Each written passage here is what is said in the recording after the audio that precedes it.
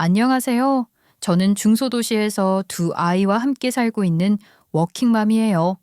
일하면서 아이 둘을 키운다는 게 쉽지는 않지만 제 가족과 저 자신을 위해 앞으로 나아가는 삶을 살아보려고 노력 중입니다. 누군가 상처는 당신을 약하게 만들지 않는다. 오히려 그 상처는 당신을 더 강하게 만드는 원동력이 된다는 말을 했는데요. 저는 깊이 공감할 수밖에 없는 경험을 했어요. 제가 겪은 일들을 풀어내면서 혹시 공감하거나 위로를 얻으실 수 있다면 좋을 것 같아요. 용기가 필요한 순간들이 있었고 그 과정에서 좌절도 있었지만 결국에는 제가 제 삶의 주인공이라는 사실을 잊지 않으려고 했거든요. 그럼 제 이야기를 한번 들어보시겠어요?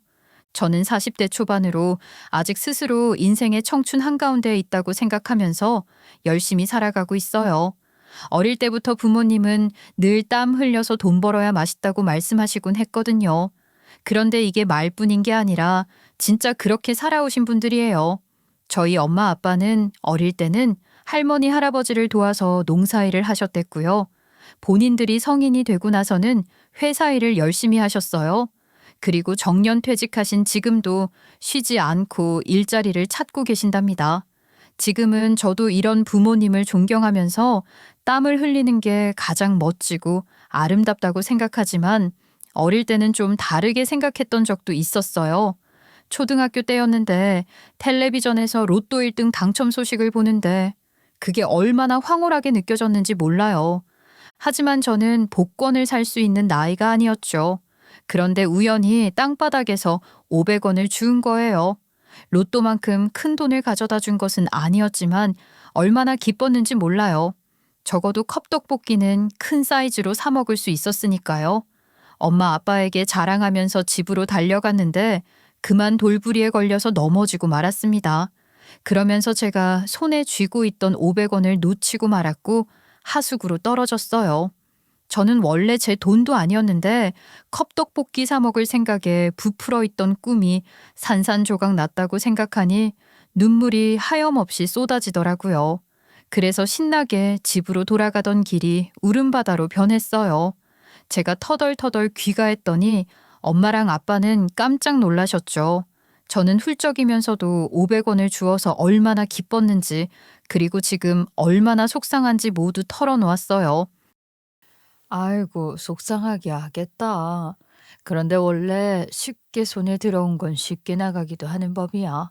애초에 네 돈도 아니었으니까 울음 뚝 그치자. 대신 아빠 구두 닦아주면 엄마가 500원 다시 줄게. 그래, 한번 직접 500원을 벌어봐라. 그러면 소중해서 아마 주머니에 쏙 넣고 다닐걸. 직접 벌어봐야 함부로 다루지도 않는 거거든. 노력 없이 얻은 돈은 금방 사라지는 게 당연해. 네 손으로 벌어야 그게 진짜 돈이다. 앞으로는 네가 우리 집에서 엄마랑 아빠를 도와줄 수 있는 방법을 찾아보도록 해. 그러면 그에 맞는 용돈을 엄마가 줄게. 그리고 어떻게 써야 네가 들인 수고가 의미 있을지도 생각해보고.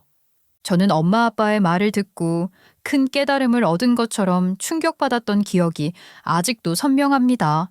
그때부터는 요행을 기대하지 않고 제가 힘을 들여 얻을 수 있도록 노력하면서 살아왔어요. 그렇게 살다 보니 부모님 말씀이 딱 맞더라고요. 세상에 공짜는 없고 그냥 제가 찾아온 것들은 아무 이유 없이 사라지기도 하더군요. 무엇이든 정성을 들여야 한다는 걸 자연스럽게 배우게 된 거예요. 그렇게 땀을 흘려서 공부의 대학에 진학했고 열심히 4년을 보낸 뒤에 바로 취직할 수 있었는데요. 저는 그때 게임 회사에 입사해서 지금까지 다니고 있습니다. 오랜 시간을 함께 했으니 저에게 의미가 깊은 곳이죠. 저는 여기서 남편을 만나기도 했는데요. 처음 남편과 알게 되었을 땐 제가 프로젝트 리더였고 남편은 신입 개발자였어요. 그런데 맨날 첫날 엉망진창인 코드를 들고 와서 저를 미치게 만들던 사람이었죠. 저는 노력을 인정받아 처음으로 프로젝트 리더가 된 건데 뜻대로 따라와 주지 않는 남편이 얼마나 야속했는지 모르겠어요. 제가 도대체 이걸 코드라고 가져온 게 맞냐고 황당해하면서 물어보면 남편은 천하태평하게 수정하면 되지 않냐고 웃더라고요. 저는 웃음조차 나오지 않아서 이게 수정해서 될 문제가 맞냐고 이따위로 하면 프로젝트 망하는 거 모르냐고 호통쳤죠. 그런데도 남편은 아랑곳하지 않고 능글맞은 태도를 유지하더군요. 그러던 어느 날 제가 야근하다가 부담감에 눈물을 훔치고 있었는데요. 하필 그때 남편이 저를 발견하고 만 거예요. 깜짝 놀란 것 같았는데 저는 창피해서 그냥 자리를 피했어요. 그래도 그때 이후로는 남편이 제게 보고하러 올 때마다 좀 진지해진 태도를 보여주더라고요. 아직도 그때의 돌변한 태도를 생각하면 피식 웃음이 나와요. 제가 울고 있으니 자기 탓인 것 같고 미안하긴 했나 보죠. 그러던 어느 날 팀 회식 자리에서 남편이 먼저 조심스럽게 말을 걸어왔습니다. 선배님, 주말에 저랑 영화 한 편 보실래요? 웬만하면 시간 좀 내주셨으면 좋겠네요. 저 지금 용기 내서 여쭤보는 거니까요. 사실 이미 티켓 2장 사놓기는 했고요. 그냥 몸만 와주시면 제가 팝콘까지 사겠습니다. 뭐라고요? 저는 허락도 안 했는데 정말 웃기네요. 제가 왜 시간을 내줘야 하는지 어디 한번 설명 좀 해보실래요? 제가 선약이 있었으면 어떡하려고 티켓부터 그렇게 사버린 거예요? 요즘 스트레스 많이 받으시는 것 같아서요. 가볍게 영화라도 보시죠. 선약 있더라도 제가 다른 누구보다도 재미있게 해드릴게요. 그때 저 눈물 흘리셨던 거 제가 어떻게든 웃음으로 바꿔드리고 싶으니까요. 됐어요. 저 주말에는 좀 쉴 거예요. 코드나 좀 신경 써서 만들어주시면 제가 자주 웃을 수 있지 않겠어요? 주말까지는 바라지도 않을 테니 제발 회사에서나 좀 웃게 만들어주시면 고맙겠네요. 제가 대차게 거절하니까 좀 시무룩한 모습으로 돌아가더라고요. 그런데 그걸로 끝이 아니었습니다. 그날 이후로 슬슬 저를 공략해 들어오는 거 있죠. 아침마다 티나게 저만 커피를 사다 주질 않나. 점심 메뉴 고를 때면 제가 좋아하는 걸로만 주문하질 않나. 괜히 제 얼굴만 빨개지는데 정작 남편은 뭐가 부끄럽냐는 듯이 떳떳하더라고요. 누가 보면 제가 엄청 무서운 선배라서 심한 잘못이라도 저지른 줄 알까봐 걱정스럽기까지 했어요. 그런데 그게 하루 이틀이 아니었고 몇 달 동안 제 주위를 맴돌고 있으니 결국엔 제가 넘어가게 됐습니다. 변하지 않는 마음이 너무 감동스러웠던 거죠. 제가 좀 정성 들이는 것에 마음이 약하잖아요. 그러다 보니 자연스럽게 연애로 발전했는데요. 회사에서 연애하면 원래 좀 조심스럽잖아요. 그런데 남편은 제가 마음을 받아주니까 너무 기뻤는지 자꾸 티나게 저에게 붙는 거였어요. 저랑 친한 동료들이 장난스럽게 너네 둘 왜 이렇게 붙어 다니냐고 사귀냐고 놀려대면 그제서야 딴 데 보면서 헛기침하고 딱 잡아댔죠. 제가 왜 이렇게 티를 내냐고 사표 쓸 각오라도 되어 있는 거냐고 타박을 주면 딴청을 피우면서 그렇게 티가 났냐고 딴짓을 하고요. 그러면서 자기는 평소처럼 행동했을 뿐이라고 반박했죠. 물론 이런 것도 이제 막 사귀기 시작한 커플의 사랑 싸움이었고요. 이렇게 저희는 티격태격하면서 연애를 하다가 결국 결혼까지 계획하게 됐어요. 회사에서 하루 종일 붙어 있어도 계속 보고 싶었으니까요. 남편을 데리고 가서 부모님께 처음 허락받을 때는 약간의 반대가 있기는 했는데요. 엄마랑 아빠는 제가 계속 일을 해야 하는데 사내에서 만나 결혼하면 눈치 보이지 않겠냐고 하셨어요. 그런데 남편이 걱정하지 말라고 애 낳아도 돌아가면서 일할 거고 요즘은 다 그런 분위기니까 괜찮을 거라며 침착하게 대답했습니다. 남편이 그렇게 똑부러지게 말하니까 저희 부모님도 조금은 안심하셨던 것 같아요. 그렇게 저희 결혼 생활은 나름 순조롭게 시작될 수 있었어요. 결혼 후에도 저랑 남편 모두 계속 회사에 남아 일할 수 있었고요. 오랫동안 함께 일했던 동료들이기에 눈치 보이거나 불이익 받는 일은 다행히 조금도 없었습니다. 그렇게 저는 신혼 생활과 일을 병행하면서 바쁘게 살다가 두 아이를 임신하고 낳게 되면서 육아휴직을 했어요. 회사의 복지 덕분에 아이를 낳고 몸을 추스리며 제 손으로 키울 수 있었죠. 그러다가 시간이 흘러서 복직을 해야 했는데요. 베이비시터를 구해야 하는 상황인데 어디서 어떻게 고용해야 할지 고민스럽더라고요. 제가 복직 준비를 하면서도 아이들 생각에 머리 아파하니까 남편이 먼저 나섰습니다. 저를 안아주면서 든든한 모습으로 걱정하지 말라고 믿을 만한 분으로 꼭 구해놓겠다고 약속을 했어요. 제 남편이기도 하지만 아이들의 아빠니까 당연히 신뢰할 수 있는 분으로 데려오겠다고 생각해서 고마운 마음이 들었죠. 남편이 이렇게 적극적으로 나와주니 부담이 덜어진 것 같았거든요. 그런데 며칠 지나고 남편 입에서 나온 말이 정말 청천벽력 같았어요. 당신은 이제 복직해서 업무를 어떻게 맡고 수행해낼지만 고민하면 되겠어. 내가 당신이 도저히 의심할 수 없을 만한 분으로 부탁해뒀거든. 어떤 분이 오실지 궁금하지? 바로바로 내가 장모님께 부탁드렸어. 장모님도 흔쾌히 해주시기로 했고. 뭐라고? 아니, 우리 엄마한테 부탁을 했다고? 그 중요한 걸 나한테 말도 안 하고? 왜 우리 엄마한테?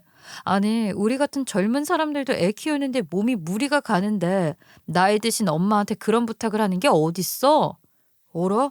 왜 화를 내? 그렇게 감정적으로 생각하지 말고 이성적으로 생각해봐. 일석이조인 게 장모님은 일하는 거 좋아하시잖아. 우리는 장모님께 갑질 같은 거 할 리 없는 사람들이니까 장모님께도 좋고 우리는 애들 걱정 없이 믿고 맡길 수 있으니까 좋고 이게 최선의 선택이라니까. 남편의 말의 순간 화가 확 치밀었어요. 육아가 얼마나 힘든데 우리 엄마를 끌어들이냐고요. 저희 엄마는 연세도 있으시고 젊은 사람들도 버거워하는 일을 맡기면 몸이 고될 게 뻔하잖아요. 게다가 저희 집은 돌봐주셔야 할 애가 둘이었거든요. 그런데 남편은 이걸 아주 기특한 결정이라도 된다는 듯이 얘기하고 있으니 어이가 없었습니다. 물론 우리 엄마는 정년 퇴직하신 지금도 여전히 쉬는 것보다 기간제 근로자 같은 걸 지원하시면서 짬짬이 일하고 계시기는 해요. 하지만 제가 육아를 해보니까 제 자식을 키우는 일인데도 너무 고생스러운데 이걸 엄마에게 떠넘긴다는 생각이 들어서 마음이 무거웠어요. 그런데 남편은 오히려 장모님 같은 분은 집에서 가만히 쉬는 게 더 고역스러울 거라고 하면서 월급으로 300씩 주면 되는 거 아니겠냐고 하더라고요. 그나마 월급이 300이라고 하니 남편도 아이들 육아의 난이도가 높다는 것을 알고 있는 것 같았고 엄마가 고생하시는 만큼 잘 받아가시게 된 거니까 다행이라는 생각이 들었어요. 하지만 여전히 죄송하고 복잡한 마음은 지울 수 없기는 했죠. 친정엄마가 사위에게 돈 받아가며 딸네 집에서 일하시는 것도 마음에 걸렸고요. 어쨌든 제 복직 날짜는 정해져 있으니 엄마는 저희 집으로 출근하게 되셨는데 며칠 뒤 엄마랑 이야기 나누면서 조금 마음이 놓였습니다. 무슨 걱정이야. 나는 괜찮아. 딸네 집에서 일하는 거라 따뜻하고 화장실도 깨끗해서 너무 좋아. 우리 귀염둥이 손자 손녀랑 같이 지내는데 월급까지 받을 수 있으니 금상첨화 아니겠어? 엄마, 그래도 힘드시잖아. 애들 둘 보는 게 보통 일이 아닌데 뭐가 마음에 걸리고 힘들면 걱정 말고 꼭 나한테 말해야 돼. 절대로 참지 말고. 알겠지? 힘들기는 뭘. 내가 어릴 때 너희 셋도 다 키웠는데 뭘 걱정하니. 너희 셋보다는 훨씬 얌전하고 말도 잘 들어. 그리고 내가 여기서 일하면 너도 마음 편하게 일할 수 있잖아. 그걸로 됐다. 나는 신경 쓰지 말고 그냥 회사 일에만 신경 써라.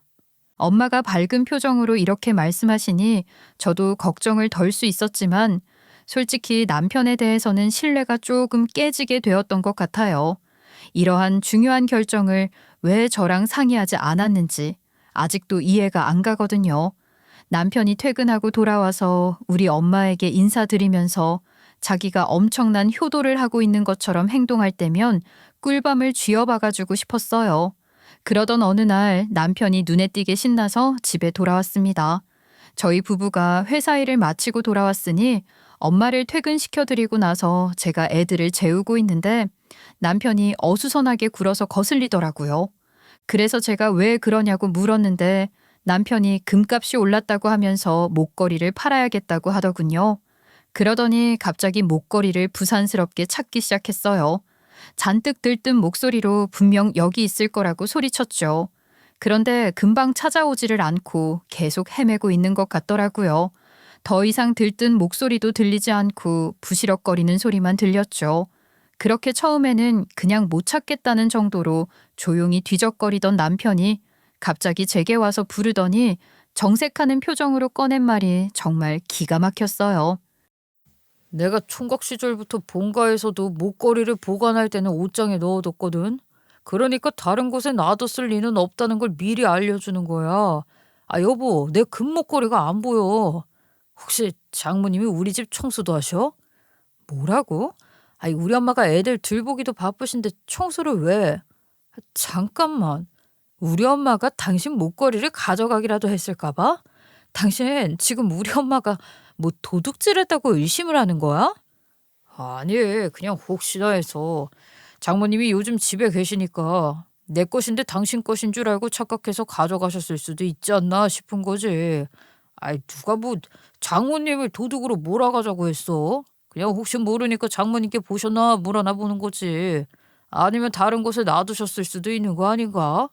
당신 이번 일 우리 엄마 귀에 들어가면 나 가만히 안 있을 거야. 베이비시터 구할 때도 당신만 믿으라더니 나한테 의논 한 번 없이 엄마 일 시키겠다고 결정해버린 거 진짜 화났거든. 이번에도 멋대로 굴어서 나 눈 뒤집히게 만들지 마라. 남편이 우리 엄마를 의심한다는 것을 알아차린 순간 심장이 철렁했어요. 분노와 황당함이 동시에 치밀어 올라서 진심으로 남편의 뺨이라도 한 대 날리고 싶었습니다.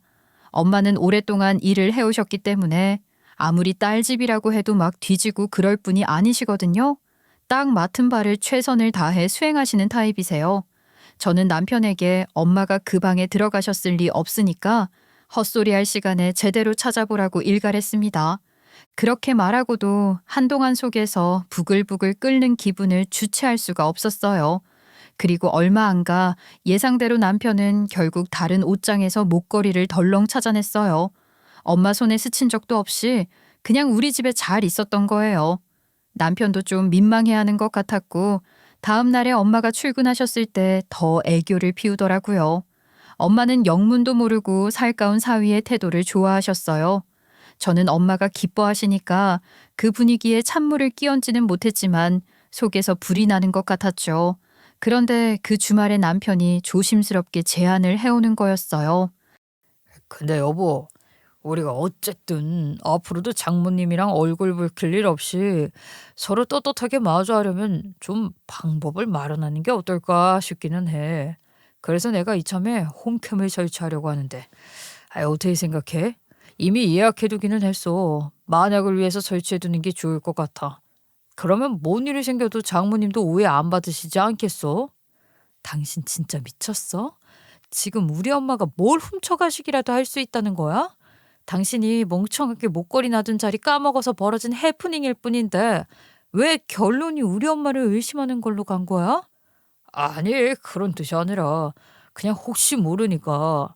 내가 막상 이번 일을 겪어보니까 어쨌든 내가 사는 집에 아무리 믿을 만한 사람이 찾아오는 거라고 해도 좀 조심스럽기는 하더라고.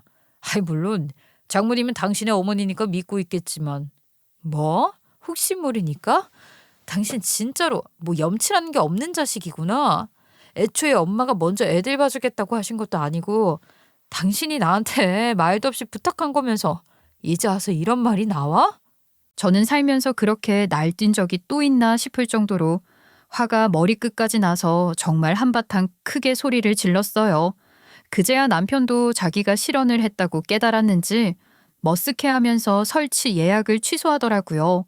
제가 그렇게까지 화를 내지 않았으면 그냥 밀어붙였을지도 모르죠.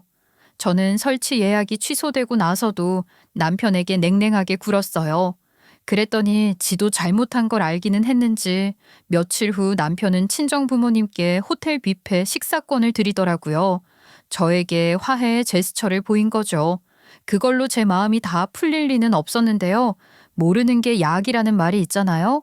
저는 부모님께 괜한 상처를 드리긴 싫어서 이 일을 그냥 덮기로 했습니다. 저희 사이에는 애가 둘이나 있어서 섣불리 갈라설 수도 없는데 괜히 고자질하기도 못하다는 생각이 들었거든요. 그래도 한번 이런 일을 겪고 나니까 남편이 시어머니한테는 단 한 번도 애들 봐달라는 부탁을 하지 않았다는 사실이 괜히 더 얄밉게 느껴지더라고요. 이렇게 자기 어머니는 철저히 배려하면서 우리 엄마 입장은 전혀 고려하지 않는 남편이 괘씸하지 않나요? 아무리 우리 엄마가 계속 일하는 걸 좋아하신다고 해도 말이죠. 그래서 이번에는 제가 직접 시어머니에게 전화해서 한번 우리 집에 와서 애들 좀 봐달라고 부탁드려야겠다고 마음먹었어요. 그런데 막상 연락을 드렸더니 전화는 온종일 받지 않으시더라고요. 처음에는 남편이 자식이 제가 어떻게 나올지 예상하고 시어머니에게 전화 받지 말라는 메시지라도 남겼나 싶었죠. 그래서 저도 오기가 생겨서 시어머니에게 끈질기게 연락해 봤습니다. 그런데 며칠이 지나도 여전히 아무런 답이 없더라고요. 이쯤 되니 혹시 무슨 일이 있으신 건가 싶어서 그냥 시댁에 직접 가보기로 했어요. 제가 시댁에 도착했을 때 문을 열어준 사람은 시누이였는데요. 평소에 짓궂은 장난도 많이 치고 넉살 좋은 시누이가 제가 온 걸 보고 반가워하기는커녕 정말 당황한 얼굴로 절 마주하는 거예요. 순간 무슨 일이라도 있는 건가 싶어서 저도 덩달아 긴장하게 됐죠. 어? 언니, 무슨 일이세요? 왜 연락도 안 하고 오셨어요? 미리 방문해 주실 거라고 언질 주셨으면 제가 뭐라도 준비해뒀을 텐데요. 아유, 좀 갑자기 오셔서 조금 당황스럽네요. 아, 저 어머님이랑 통화가 안 돼서요. 혹시 무슨 일 있으신가 해서 와봤어요. 잠깐 들어갈 수 있을까요? 어머님 걱정되는데. 지금 혼자 있는 거예요? 그나저나 어머님은 왜 연락이 안 되시는 거예요? 엄마요? 아, 지금 좀 바쁘세요. 나중에 다시 오시면 안 될까요? 저도 약속 있어서 지금 언니랑 얘기를 더 나눌 시간이 안 되네요. 게다가 저 곧 나가야 하거든요. 지금 집에 들어오시는 건 어려울 것 같고, 언니, 나중에 미리 연락 주셔서 오빠랑 같이 오세요. 저 그럼 나중에 뵐게요. 원래 시댁은 딱히 미리 연락을 드리고 방문하는 편이 아니었거든요. 특히 시누이가 사람 만나는 걸 너무 좋아해서 항상 갈 때마다 버선발로 나와 반겨주는 타입이었어요. 그런데 그날따라 시누이는 갑자기 문 안으로 들어가려는 저를 힘을 줘가면서 막아서더니 대화를 돌리려는 게 너무 눈에 보이더라고요. 시누이의 얼굴은 어쩔 줄 몰라 하는 것 같았는데 말은 단호하게 저를 막았습니다. 그리고 문은 쾅 닫히고 말았어요. 다시는 순순히 열릴 기미가 안 보이는 것 같았죠. 순간 저도 모르게 어이가 없어서 아무 말도 못하고 서 있었어요. 대체 무슨 상황인지 제대로 설명도 안 하고 대놓고 문을 닫아버리다니요. 누가 봐도 시어머니의 상황을 숨기려고 하는 게 뻔히 느껴지잖아요. 시누이의 태도가 평소와 너무 다르고 단순한 안부조차 얼버무리며 말을 돌리고 문을 닫아버리니까 그 상황이 더 의아하고 찜찜하더라고요. 정말 뭔가 숨기는 게 있다는 생각이 강하게 들었어요. 게다가 차를 몰고 돌아오는 길에 남편한테 전화가 걸려왔는데 왜 말도 없이 시댁에 갔냐고 호들갑 떠는 거예요. 저에게 화를 내고 싶은데 화를 낼 일이 아니라서 오두방정 떠는 것 같더군요.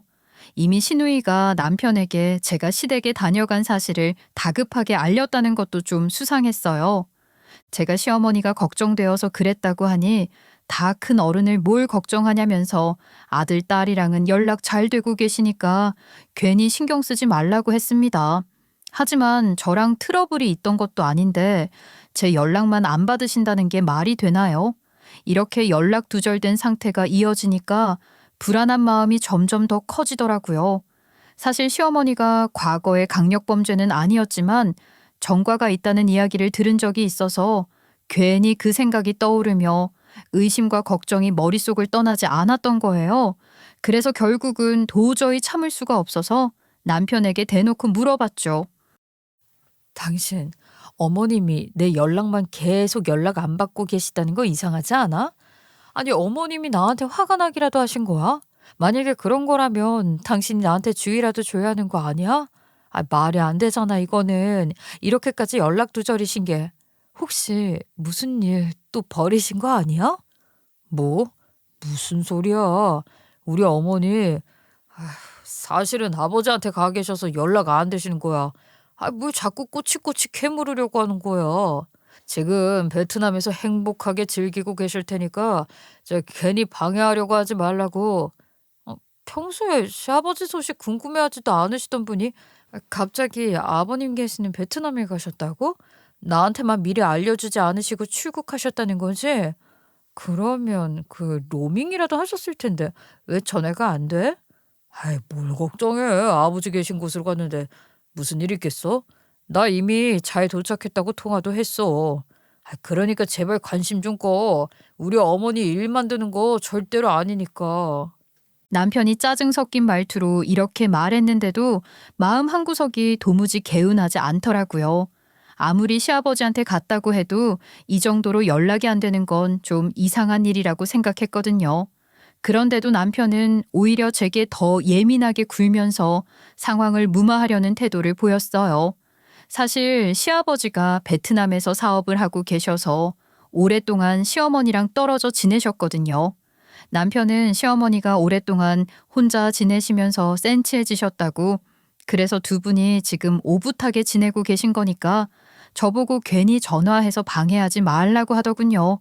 하긴 뭔가 일이 또 벌어졌다면 시아버지가 가만히 계실 리도 없었고 벌써 노발대발해서 한국으로 쫓아오셨을 거라는 생각도 들긴 했죠. 하지만 아무리 그렇게 생각해도 남편이 저에게 먼저 이런 상황을 제대로 설명하지 않았다는 게 너무 황당하더라고요. 이건 숨길 만한 일이 아니잖아요? 그래서 왜 시누이도 그렇고 진작 말하지 않았냐고 따져 물었어요. 그랬더니 남편은 눈을 못 마주치면서 아무리 300만 원씩 드리고 있다고 해도 장모님이 고생하고 계시는데 시어머니만 해외 나가서 호강하고 있다는 걸 알면 제가 속상해 할까봐 비밀로 했다고 했어요. 남편이 머뭇거리던 걸 보면 양심이 있기는 했나 보더라고요. 저는 우리 엄마 고생하시는 거 알고 있으면 좀 잘하라고 타박을 해줬어요. 남편은 제가 그 이상으로 문제 삼지 않아서 고마웠는지 앞으로 잘하겠다며 애교 부리더군요. 저는 솔직히 시부모님도 부부이시니까 시어머니가 시아버지 곁으로 간 건 잘하신 일이라는 생각이 들어서 그 이후로는 별말하지 않았습니다. 그렇게 평화를 되찾고 무탈하게 지내다가 평일 내내 애들을 돌보시느라 고생하시는 엄마가 조금이라도 몸보신을 하셨으면 좋겠다는 마음이 들었어요. 그래서 평소 엄마가 좋아하시는 삼계탕을 사들고 주말에 친정을 찾아갔죠. 그런데 집에 들어서자마자 엄마가 식탁 위에 펼쳐진 구인구직 전단지를 뚫어져라 보고 계시는 거예요. 엄마가 300만 원씩 받으면서 돈이 부족하다고 생각하실 분은 아니었기 때문에 추가로 아르바이트를 또 구하시는 것 같지는 않았어요. 분명 저희 애들 돌봐주시던 것을 그만두고 새로운 일자리를 구하시는 것 같더라고요. 저는 가슴이 철렁 내려앉았고 스스로 반성하게 됐습니다. 엄마가 저에게 겉으로 티내지는 않으셨지만 몸에 무리가 되었던 것 같아서 마음이 아팠죠. 그러니까 300만 원씩 벌면서도 일을 그만두시고 새로 다른 일을 찾고 계시는 걸 테니까요. 저는 속상한 기색을 감추지 못하고 바로 삼계탕을 식탁에 올려두면서 엄마 어깨를 주물러 드렸어요. 엄마, 일 관두고 새롭게 구하려고 찾아보고 있는 거야? 내가 말렸어야 했어. 그래도 300만 원씩 드리고 있으니까 보답이 될 거라고 생각했는데 역시 애 둘이나 돌보는 건 너무 고된 일이야. 내가 생각이 짧았어. 남편한테도 말해서 새로운 베이비시터 구할게. 어? 아유, 아니야. 그 주말 아르바이트로 구하려고 찾아보고 있는 거야. 너희 지금 이 시점에 둘이나 봐줄 베이비시터 구할 여력이 되겠어? 엄마 괜찮으니까 걱정 말아라. 내가 힘 닿는 데까지 애 봐줄 테니까. 몸에 무리가 가서 일 관두고 새로 구하는 게 아니야? 엄마, 아무리 쉬는 시간이 아깝고 일하는 게 좋아도 엄마 나이를 생각해. 이제 무리가 될 수 있는 건 최대한 조심해야 한단 말이야. 엄마 뭐 어디 돈 들어갈 곳이라도 있어? 주말까지 일하면 몸이 어떻게 버텨. 그동안 우리한테 받아서 모은 게 있을 거 아니야. 어? 아이, 그게 무슨 소리야? 최소방이 너한테 아무 말 안 해? 예. 나 사실 첫 달만 300만 원 받았고 그 후로는 계속 무급으로 너희 도와준 거야. 최소방 주식 때문에 너희 집 어렵다면서. 아니, 넌 몰랐던 거야?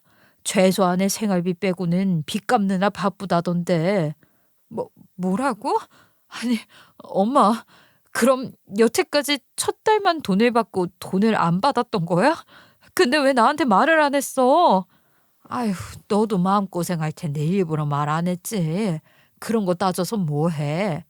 제가 엄마를 걱정하면서 말을 하고 있었는데 가만히 듣고 계시던 엄마가 어쩔 줄 몰라 하시면서 말을 꺼내야 할까 말아야 할까 망설이는 듯한 얼굴로 대답하시더라고요.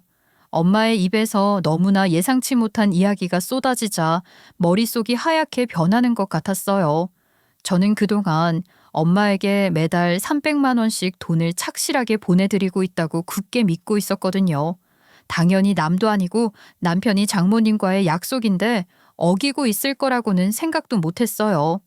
제가 날벼락이라도 맞은 것처럼 굳은 얼굴을 하고 있으니까 엄마는 오히려 달래주시더라고요. 사람이 살면서 기쁜 일도 있고 힘든 일도 있는 법인데 친정 엄마로서 도와줄 수 있는 게 뭐라도 있으니 얼마나 다행이냐고 하셨습니다.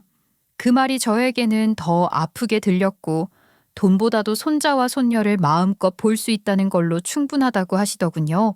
저는 정말 커다란 불효를 저지른 기분이 들었어요. 남편이 돈을 제대로 들이고 있는지 똑바로 확인하지 않은 과거의 제가 원망스러웠죠.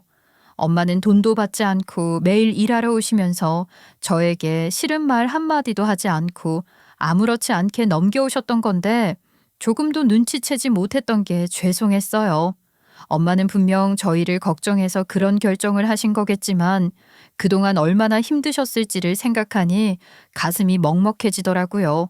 그리고 남편이 이런 중요한 일을 저와 상의하지 않고 독단적으로 또 결정했다는 것에 분노가 일었어요. 매일 엄마와 마주치면서도 농담이나 쏴대고 힘들어 하셨을 걸 알면서도 아무 말 없이 지나친 태도가 사람 새끼가 맞나 싶었죠. 그리고 곰곰이 생각해 보니까 남편이 엄마한테 주식으로 어려워졌다고 했다는 거잖아요. 저는 주식을 했다는 것조차 모르고 있었거든요. 그래서 저도 모르게 가게 경제가 어려워졌다는 사실도 충격적이더라고요. 엄마는 제가 아무런 말도 하지 않았던 것을 그냥 자존심 상해서 저희 집 사정이 좋지 않다는 걸 일부러 숨기고 있는 줄로만 알고 계셨던 거예요. 엄마가 저를 위해 어떤 배려를 해주셨던 건지 전말을 알고 나니 참을 수가 없었어요. 사람이 살면서 당연히 좋은 일이 있으면 나쁜 일도 생길 수 있는 법이지만요.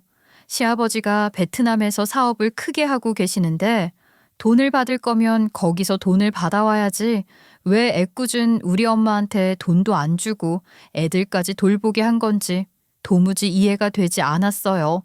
그리고 엄마에게 진심으로 사과드리고 우선 부부끼리 대화를 나눠보겠다고 하면서 집에 돌아왔습니다. 남편을 이해해보기 위해 노력하려고 한 건 절대로 아니고요. 엄마가 걱정하시니까 일단 참는 척 했을 뿐이에요. 당연히 집에 돌아와서도 남편 얼굴만 떠오르며 화가 가라앉질 않았어요. 솔직히 이 인간이 지금까지 저한테 말도 없이 이런 상황을 숨겼던 걸 보면 아무리 털어도 솔직하게 말할 리 없다는 생각이 들더라고요. 결국 남편 앞에서는 제가 이 사실을 알고 있다는 티를 내지 않았어요.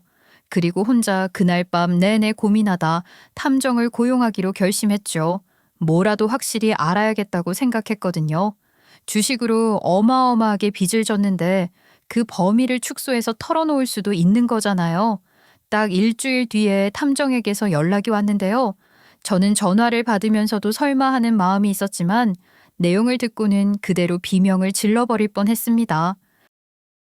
고객님, 남편분이 숨기고 계신 돈은 본인 빚 갚는 것도 아니에요. 주식으로 가게가 어려워진 게 아니고요. 남편분은 영치금과 합의금으로 사용하고 계십니다. 증거 수집까지는 시간이 더 걸리겠지만 긴급히 알려드리는 게 나을 것 같아서 먼저 전화드렸어요. 영치금이랑 합의금이요? 아니 그게 무슨 말이에요? 이 인간이 죄까지 지은 건가요? 그래놓고 저한테는 숨기고 산 거고요? 아니 이 인간 도대체 무슨 죄를 지은 거예요? 뭘 얼마나 합의를 해야 하는 상황인지도 파악이 되셨어요? 고객님 남편분의 합의금이 아니에요.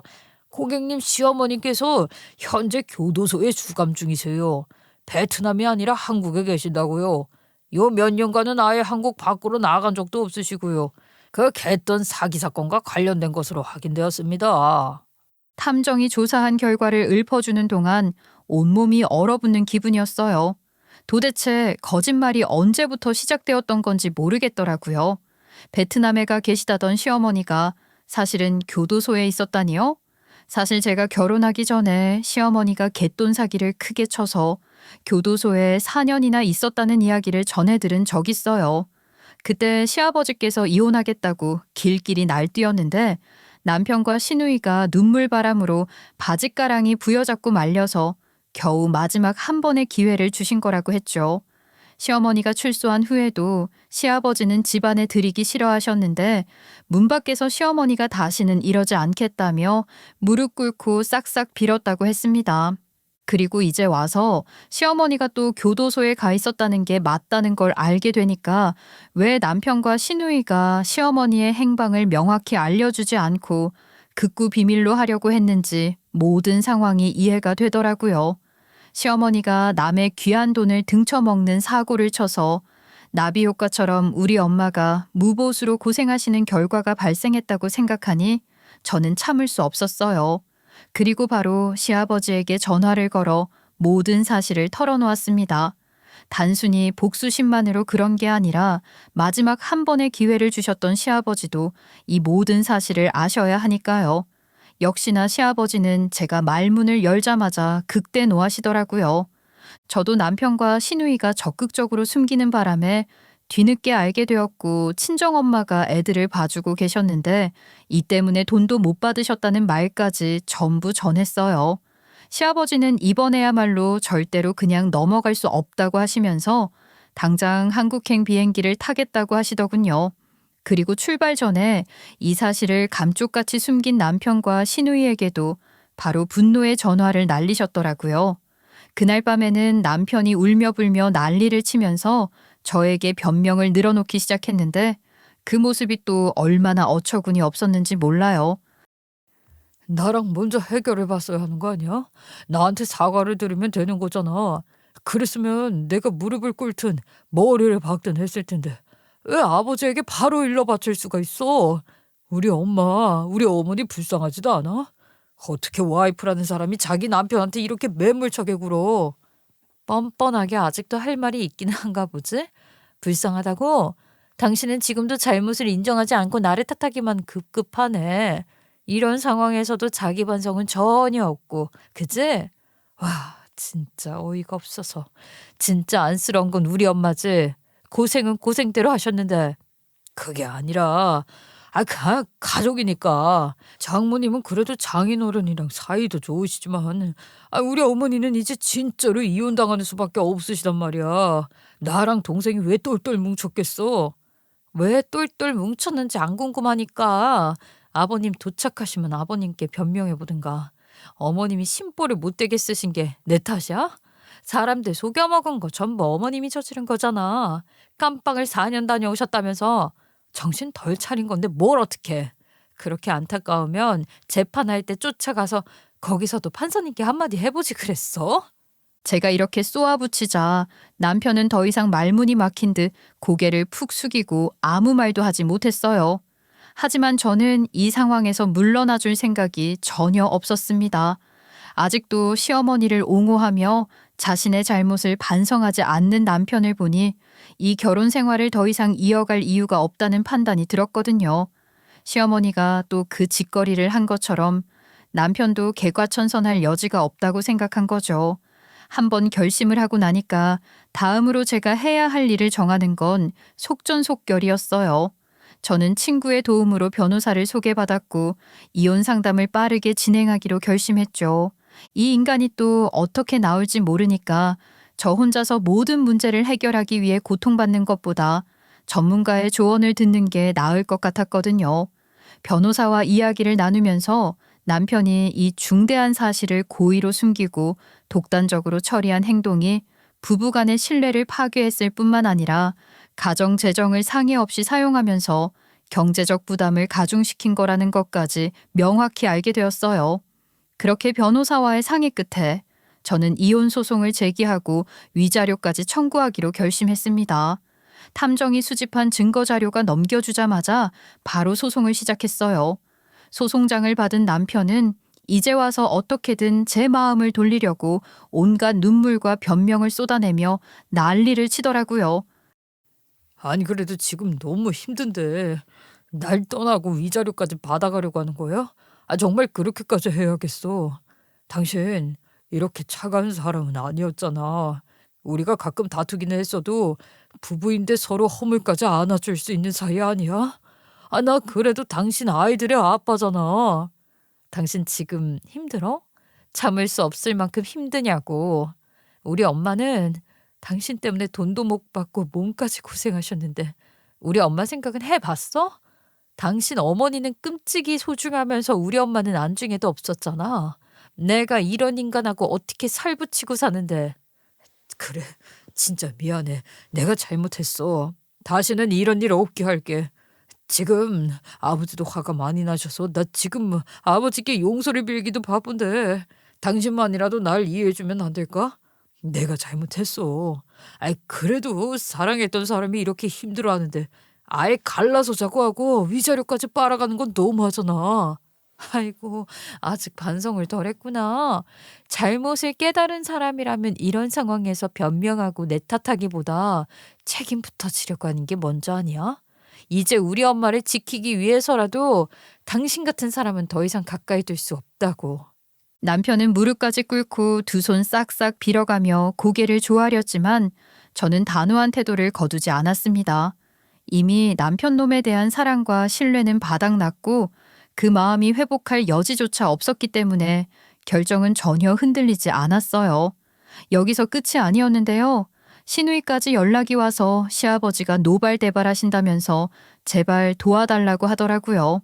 시어머니 행방 물어볼 때는 눈도 마주치지 않으려 들고 도망다니기 바빴으면서 이제 와서 가족이니까 봐달라고 하니 어이없었어요. 시어머니가 간방에 간 걸 저한테는 아무 언질 안 해줬으면서 시아버지 화가 나신 거 수습할 때만 가족이라니 비웃음 나올 수밖에 없잖아요. 저는 얄짤없이 이제 가족 아니게 될 거니까 연락하지 말라고 쏴주고 끊어버렸어요. 하고 싶은 말 다 해버리니까 정말 속이 다 시원했어요. 결국 이제 제가 해야 할 일은 제 권리를 지키고 저와 제 친정 가족의 평화를 위해 새로운 시작을 준비하는 것이었죠. 남편과 시누이가 어떤 핑계를 대고 동정심을 유발하든 저는 뒤돌아보지 않을 거라고 다짐했습니다. 결국 양육비까지 한꺼번에 탈탈 털어서 받아내며 이혼 소송은 제가 원하는 대로 깔끔하게 마무리됐어요. 전 시아버지가 그동안 고생이 많았다며 미안하다는 말씀과 함께 애들 자라면서 교육비로 쓰라고 돈까지 보내주셨을 때 솔직히 그분도 얼마나 답답하고 힘드셨을지 짐작이 가더라고요. 전 시아버지와는 악감정이 없었기 때문에 건강하시라고 마지막 이야기를 나눴어요. 지난번 갯돈 사기 사건과는 달리 이번 사건의 형량이 상대적으로 가벼워 전 시어머니가 비교적 빨리 풀려날 수 있었는데 그 즉시 전 시아버지는 바로 이혼 소송을 제기하셨다더군요. 전 시어머니가 용서를 빌었고 전 남편과 전 시누이도 제발 한 번만 더 봐달라고 빌었지만 들은 척도 하지 않으셨댔어요. 그리고 이번 사건을 꽁꽁 숨기려고 애썼다는 것을 알고 나니 아들과 딸에게도 배신감을 크게 느꼈다면서 너희를 키우기 위해 힘들게 살아왔지만 아무 소용없다는 걸 알게 되셨다고 본인 유산 중에 너희 몫은 없을 거라고 하셨다고 했습니다. 세상을 떠나기 전에 무조건 사회에 환원할 거라고 하셨대요. 저에게도 이 소식을 전해주시면서 가끔 손자 손녀를 위한 용돈은 따로 보내줄 테니 걱정 말라고 덧붙이셨죠. 이렇게 되니 전 남편 입장에서는 믿고 의지할 수 있는 마지막 구석이었던 전 시아버지마저 등을 돌리신 셈이었는데요. 양육비며 위자료며 털릴 만큼 털리고 난 뒤에서야 본인이 처한 상황이 얼마나 절망적인지 깨달은 것 같더라고요. 하지만 그 깨달음도 너무 늦었고 저에게는 전혀 공감이 가지 않았어요. 전 남편은 아이들을 핑계로 전화와서는 재결합을 간절하게 바라는 것 같았지만 저는 딱 잘라서 거절했죠. 제발 아버지한테 얘기 좀 해주라. 당신은 그래도 아버지한테 신뢰받고 있으니까 한 번만 설득해주면 될 거야. 내가 바보 같았어. 당신 같은 사람이랑 결혼했으면 그 행운을 잘 갖고 있어야 하는데 내가 잠깐 착각했나 봐. 우리 어머니 이제 안 봐도 되니까 같이 다시 살아보는 게 어때? 나랑 아버님 모두 이혼을 그냥 결정한 건 줄 알아? 벌써 몇 번의 기회가 있었는데 그때마다 걷어찬 건 바로 당신이야. 설득 같은 건 바라지도 말라고. 당신이 잘못한 거 당신이 책임져야지 왜 나보고 수습하라는 건데. 그리고 내가 왜 우리 가족들이 있는데 다시 가시밭길로 걸어 들어가겠어? 재결합 같은 소리 하지 마. 아니, 그래도 우리 애들을 위해서라도 내가 이렇게까지 무너질 순 없잖아. 내가 우리 애들 보기에 멋진 아빠로 남기 위해서라도 아무것도 없이 볼품없게 살 수는 없잖아. 그러니까 제발 내 사과를 받아주라. 앞으로는 당신이 시키는 대로만 할게. 우리 애들? 그 입으로 우리 애들을 들먹여? 애초에 당신이 애들 생각했으면 우리 엄마한테 도둑 취급하고 돈도 안 주면서 부리는 짓은 안 했겠지. 애들 얘기 꺼내지도 마. 아우, 진짜 더 이상 듣고 싶지도 않아. 그 말을 끝으로 전 남편은 더 이상 저에게 어떤 말도 걸어오지 못했어요. 그리고 전 남편은 저와의 이혼 소송 과정에서 회사에도 소문이 퍼지면서 평판이 바닥을 쳤습니다. 그로 인해 승진에서도 누락되었고 평소에도 자존심이 강했던 사람이라 눈총을 견디지 못해서 결국 스스로 회사를 그만두었다고 하더군요. 저는 그런 얘기를 들으면서도 딱히 동정심이 들진 않았어요. 본인이 자초한 일이었으니까요. 그리고 저는 탐정을 통해 받은 증거 내역을 모두 전 시아버지에게 전달했는데요. 전 시아버지는 그 자료를 가지고 이 사태를 모르고 있었던 피해자들까지 찾아가서 모두 알리고 피해자들이 변호사를 선임할 수 있도록 직접 도와주셨다고 하더라고요. 결국 전 시어머니는 다시 감방에 들어갔다는 소식을 듣게 되었어요. 전 시아버지는 이제는 이혼한 사이여도 피해자들에게 죄송한 마음을 갖고 계셨습니다. 저는 친정으로 돌아가서 아이들을 키우고 있어요. 부모님께서 퇴근하고 돌아오실 때마다 손주들이 집에서 기다리고 있으니 너무 행복하다고 하시더라고요. 둘만 살다가 이렇게 애기들이 집에 있으니까 집이 정말 밝아지는 것 같다. 피곤해도 손주들 보니까 힘이 난다. 돈 벌어서 우리 애들 깎아 사줄 생각하면 일하다가도 웃음이 나더라고. 그러게 말이야. 애들 웃음소리가 집안에 들리는 게 얼마만인지 모르겠어. 적적하게 지내다가 에너지를 충전하는 것 같네. 이렇게 같이 지내니까 좋다. 무엇보다 우리 딸의 일상을 같이 하니까 더 좋은 것 같네. 엄마 아빠 덕분에 내가 이렇게 버틸 수 있었어. 나도 엄마 아빠처럼 열정 가지고 꾸준히 일하면서 꼭 효도할게요. 지켜봐줘. 낮에는 종일반 어린이집에 아이들을 맡기고 저는 회사에서 열심히 일하고 있어요. 바쁘고 힘들긴 하지만 엄마로서도 그리고 직장인으로서도 최선을 다하며 살아가려고 노력 중이에요. 여전히 열심히 일하고 계신 부모님을 보면서 저 또한 많은 것을 배우고 있답니다. 새로운 출발을 하며 아이들과 함께 단단해진 삶을 만들어가는 지금 지나간 상처는 저를 더 강하게 만들었어요. 이제는 더 이상 과거에 얽매이지 않고 저와 제 가족들을 위해 나아갈 길만 바라보며 열심히 살아갈 거예요. 제 이야기가 여러분에게 새로운 용기를 내는 데 도움이 되었다면 정말 기쁠 것 같아요. 앞으로도 삶에서 어떤 고비가 다가오든 여러분이 자신의 삶을 단단히 지켜나가시길 진심으로 응원하겠습니다. 제 긴 이야기를 끝까지 들어주셔서 감사합니다.